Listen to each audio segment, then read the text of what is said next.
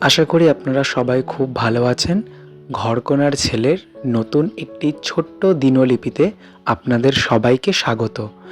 দিনটি বুধবার, তেমন ইভেন্টফুল ডে কিন্তু আজকে ছিল না। সেই জন্য ভাবলাম একটি ছোট মিনি ভ্লগ বানানো যাক।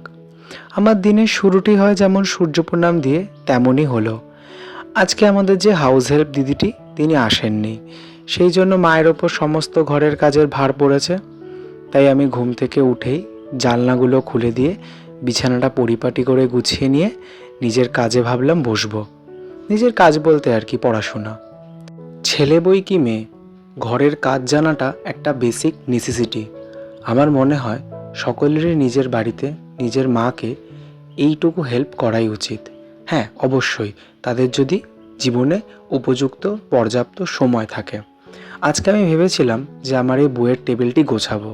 এই যে আমি এক্ষুনি একটি ম্যাজিক করব, দেখবেন ইটস ম্যাজিক। ব্যাস, ক্লিন হয়ে গেল। মোটেই নয়, এটি ক্লিন করতে, এটিকে ঠিকঠাক গোছাতে আমার অনেকটা সময় লেগেছিল, কারণ আমি বেশ কয়েকদিন হলো এটি গোছাইনি। এখানে যে কয়েকটি বই দেখছেন, এগুলো সব কিন্তু আমি বেশিরভাগ কিনেছিলাম ওয়েস্ট বেঙ্গল সিভিল সার্ভিস এক্সামিনেশনে বসবো বলে।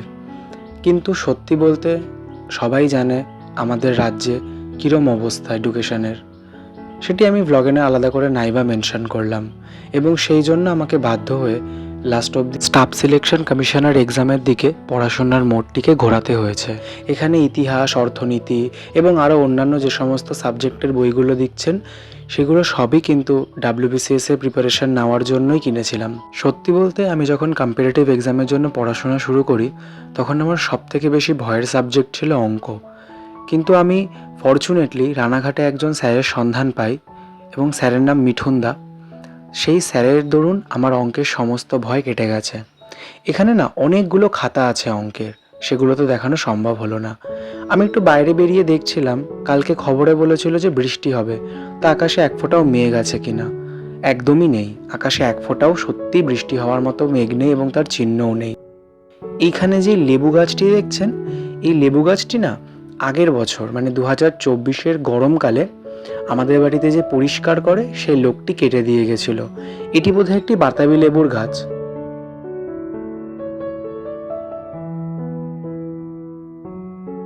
আমি পাশের বাড়িতে গেছিলাম একটি দিদির বাড়িতে, এবং ওদের বাড়িতে গিয়ে দেখলাম ওদের গাছে এখনো আম রয়েছে। আমগুলো তো দেখে কাঁচাই মনে হলো। পরে কথা বলে জানতে পারলাম ওদের আমগুলো একটু পরের দিকেই পাকে। বলছিলাম না শুরুতে যে আজকে হাউস হেল্প দিদি আসেনি, সেই জন্য মা আজকে টিফিন বানায়নি।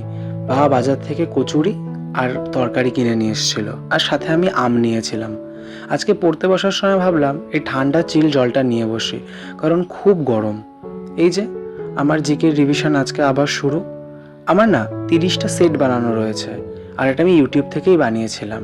আজকে আমি লেকচার 9 থেকে শুরু করব, দেখা যাক কতদূর কমপ্লিট করা যায়। এই যে শুরু হয়েছে আমার আজকের দিনের মতো যজ্ঞ। আগের দিন তো ভিডিওতে আমি বলেছিলাম আমার ভালো না লাগা সাবজেক্টের কথা, কিন্তু আজকে বলি আমার যে সাবজেক্টটি সব থেকে বেশি ভালো লাগে সেটি হলো ভূগোল। ভূগোল পড়তে গেলে জানা যায় এই ভূভারতে, এই পৃথিবীতে আমাদের না দেখা কত জায়গা আছে, আমাদের কত কিছু দেখার বাকি আছে, আমার, আপনার, সবার, তাই না বলুন? আমার সেই চিরকালের বদ অভ্যাসটি হেঁটে হেঁটে পড়া মুখস্থ করা, এর থেকে যে আমি কবে ছাড়া পাবো কি জানি। কদিন ধরে পড়ার চাপ এত বেশি বেড়ে গেছে যে স্নান খাওয়ার কোনো ঠিক থাকছে না। পড়া শেষ করে উঠতে উঠতে বেলা 4:30 বেজে গেছে অলমোস্ট। এবার স্নান করে খাবো, কিন্তু আমার না ওই বাচ্চাগুলোর খাতা এখনো দেখা হয়নি, তাই ভাবলাম একেবারে স্নান করে এসেই দেখবো। স্নান করে আসার পর আজকে না আমি একটা নতুন সানস্ক্রিন আনবক্সিং করছিলাম। এটি আমি ইনস্টাগ্রাম থেকে কিনেছিলাম, ডার্মাটাচ বলে বোধহয়। অ্যাকচুয়ালি এটা আমি ফ্রিতে পেয়েছিলাম। আমাদের একটি ফেস ওয়াশ নিয়েছি এবং সেখান থেকে এটি ফ্রিতে দিয়েছিল। খাওয়া দাওয়া সেরে ওদের খাতা নিয়ে বসেছিলাম খাতাটা চেক করতে। আমি যখন দার্জিলিং গেছিলাম, ওদের যে ব্রেকটা পড়েছিল, ওদেরকে বলেছিলাম সেই ব্রেকের পরই ফিরে এসে আমি ওদের এক্সাম নেব। ওরা খুব ভয়েই ছিল যে কোয়েশ্চেন কেমন হবে বা কী হবে, কিন্তু আজকে যখন আমি খাতাটি চেক করলাম তখন দেখলাম কোয়েশ্চেনগুলি সত্যি ওদের লেভেল অনুযায়ী বেশ ডিফিকাল্টি আমি সেট করেছিলাম। দেখা যাক ওরা লাস্ট অবধি কত নাম্বার পায়। এই যে আমার এখানে খাতা দেখা শেষ হয়ে গেছে। গরমকালে যে জিনিসটা সব থেকে আমার বেশি মন উদাস করে সেটি জানেন কি? সেটি হলো বিকেলের এই পড়ন্ত রোদ, আর সেই পড়ন্ত রোদে পাখিদের ডাক। আমার মন এত উদাস হয়ে যায়, মনে হয় কোথায় যেন ভেসে চলে গেল। যাই হোক, আপনাদের সাথে কথা বলতে বলতে চলে এসছে একদম ব্লগের শেষ প্রান্তে। আমার একটি ছোট্ট দিনলিপি, একটি ছোট্ট দিনের টুকরো কথা দেখে আপনাদের কেমন লাগলো জানাবেন। যদি ভিডিওটি ভালো লেগে থাকে একটি লাইক করবেন, একটি কমেন্ট করবেন এবং পরবর্তীতে কেমন ব্লগ দেখতে চাইছেন সেই সম্পর্কেও মন্তব্য করবেন। ভিডিওটি শেষ পর্যন্ত দেখার জন্য অনেক ধন্যবাদ। দেখা হবে পরের কোনো ব্লগে।